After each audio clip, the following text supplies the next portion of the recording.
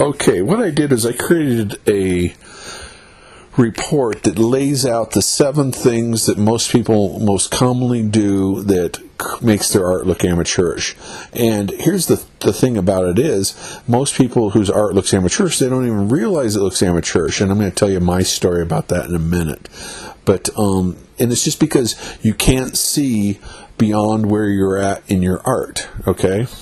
So anyway, what happened for me was I saw there was a local art show, and I entered my paintings, which I thought were the most wonderful paintings in the history of man. In fact, I had price tags like $5,000 on them, and this is way back when I had never really even taken a lesson or anything like that, but I just was sure I was the hottest thing since sliced bread. Well, I submitted to this art show, and I didn't get in. And I was like, what the hey? I couldn't believe I didn't get in. I was really pissed, and I was like, couldn't even believe it. And really, the guy during it was a pretty accomplished artist. So I decided, when the show did come around, because it was a local show, I went over to check it out.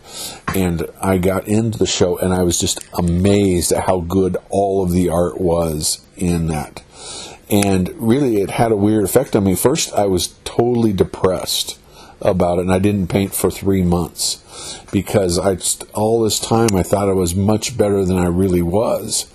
And then finally, it was great for me in the long run, because finally I said, all right, if I ever want to become good at this art thing, I better take some classes. So that's when I went and took my first art classes to really get good at painting. And eventually I went on and entered the show again, and I got in, and a few times I entered it, and then finally I ended up actually winning that big national show, and then finally, to come full circle, eventually they asked me to jury it. So anyway, it was kind of a funny little story about how I thought my art was amateurish, but it really was. And there's nothing wrong with having your art look amateurish. Everyone goes through cycles as they go through their art development. It's just that most people, when their art does look amateurish, like me, didn't even realize it. And I even have one of my first paintings in there. It's kind of embarrassing, but I thought it was pretty good at the time. In fact, I was probably more proud of that painting than most paintings since, just because I didn't know any different. Okay, so what will this free PDF do for you? Well, one, you can just print it out and use it as a guide as you paint along, just to make sure you aren't making these 7 mistakes. And, you might be making 2 or 3 of them, but not doubtful you'll be making all 7, and just help you to get over that hump, right?